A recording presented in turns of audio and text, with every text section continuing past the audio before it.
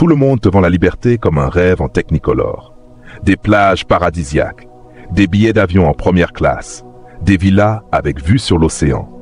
On te répète que la vraie réussite, c'est de posséder, de montrer, d'enchaîner les voyages, les voitures, les montres. Et si on t'avait menti? Et si tout ce que tu poursuis depuis des années t'éloignait en réalité de ce que ton cœur cherche vraiment? La vraie liberté, celle qui te réveille en paix chaque matin, celle qui donne l'impression de vivre pour de vrai, est beaucoup plus simple et infiniment plus puissante que tout ce que tu imagines. Reste bien jusqu'à la fin. Ce que tu vas découvrir aujourd'hui pourrait bien remettre en question tout ce que tu croyais savoir sur la réussite, le bonheur et ta propre vie. Bienvenue sur Histoire de réussite. Ici, pas de fausses promesses, pas de clichés, seulement des histoires vraies, des leçons de vie authentiques, des récits puissants tirés des épreuves, des chutes et des renaissances.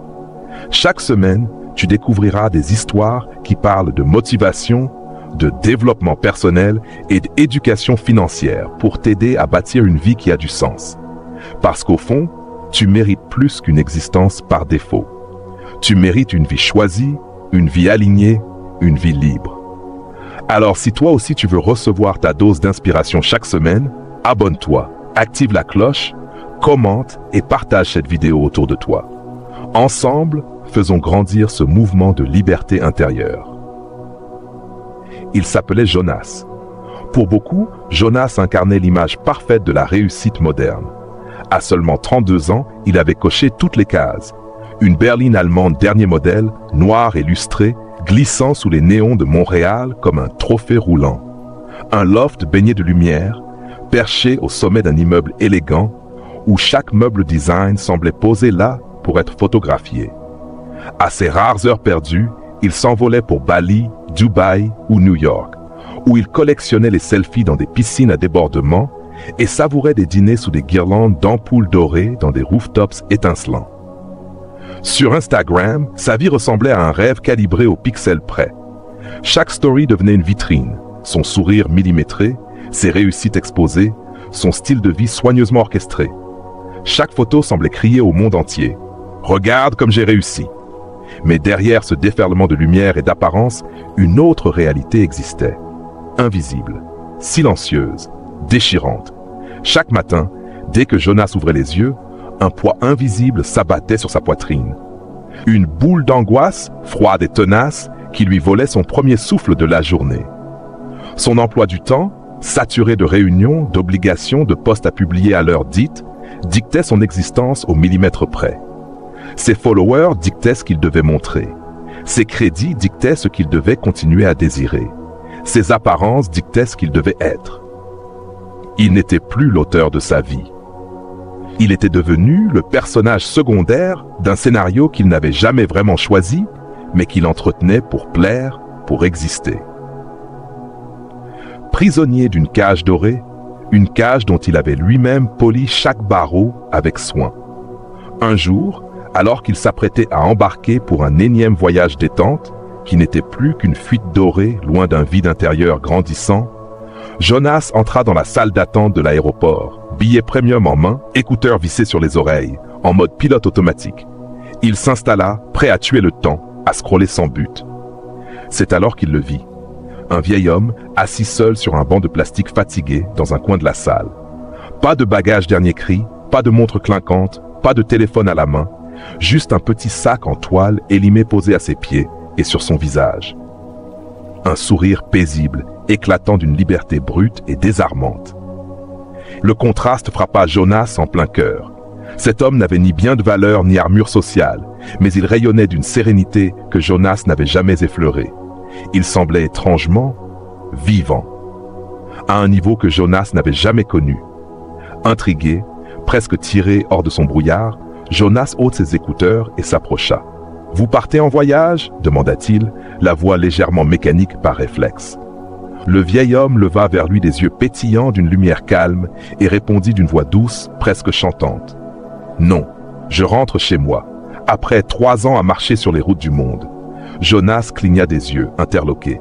3 ans sans adresse fixe, 3 ans sans sécurité matérielle. Un frisson d'incompréhension ou d'envie le traversa. 3 ans? Mais sans revenu stable, sans maison, sans sécurité? Demanda-t-il, incrédule. Le vieil homme esquissa un sourire malicieux, presque complice, comme s'il attendait cette question depuis toujours. Puis, dans un souffle tranquille, il offrit à Jonas une vérité simple, mais capable de faire exploser toutes ses certitudes. La vraie liberté, ce n'est pas de tout avoir, c'est de ne plus avoir besoin de tout. Un instant suspendu, le brouhaha de l'aéroport, les annonces au micro, les valises qui roulent, les appels des voyageurs, devient lointain, étouffé, comme si le monde entier avait retenu son souffle. Jonas reste figé, incapable de détourner son regard du vieil homme. Autour de lui, tout semble ralentir. Il n'entend plus que son propre cœur battre, lourd, irrégulier, comme s'il réalisait soudain l'immensité du vide qu'il portait en lui. Choc, silence, révélation. Ce soir-là, Jonas ne monte pas dans son avion. Il rentre chez lui en taxi, les yeux perdus derrière la vitre embuée. La ville défile, les lumières des lampadaires strient la nuit noire. Mais Jonas ne voit rien. Son esprit est ailleurs, secoué, bousculé par une vérité aussi simple qu'inconfortable. Lorsqu'il pousse la porte de son loft luxueux, un froid étrange l'accueille. Le parquet lustré, les meubles impeccables, l'électroménager dernier cri, tout est là. Immobile, figé, comme une vitrine sans âme. Il s'avance, pose son sac sur l'îlot de cuisine.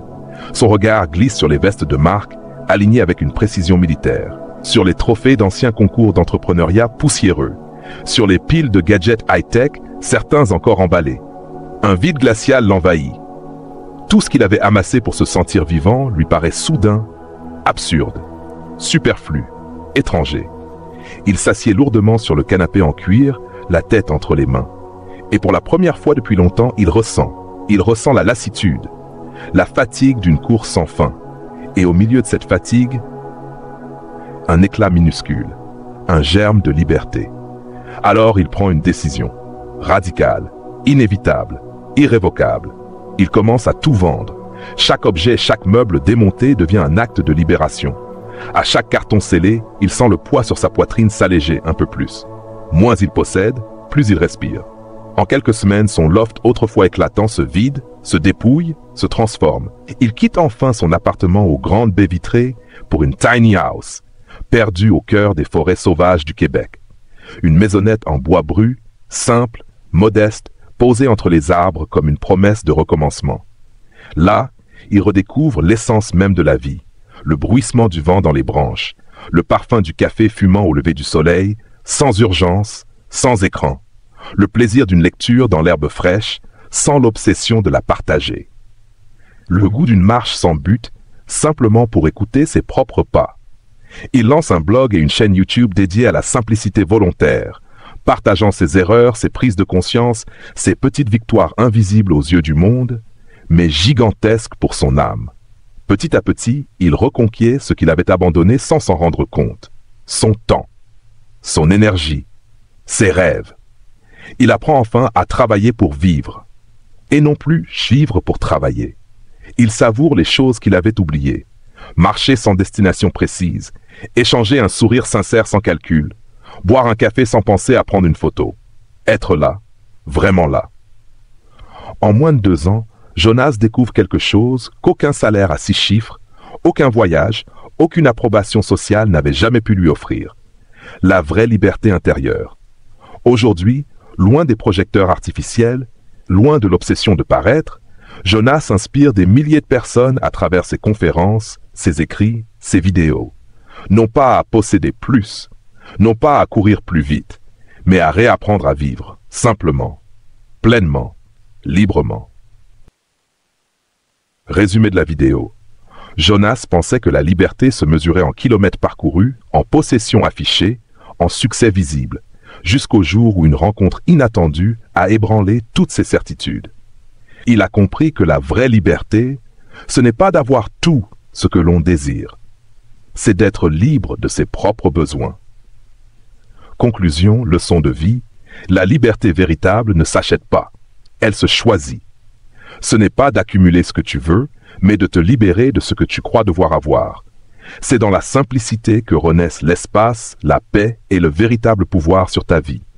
Chaque objet que tu poses, chaque attente que tu laisses tomber, chaque poids que tu relâches, t'offre un pas de plus vers ta vraie liberté intérieure. Alors aujourd'hui, pose-toi une question essentielle.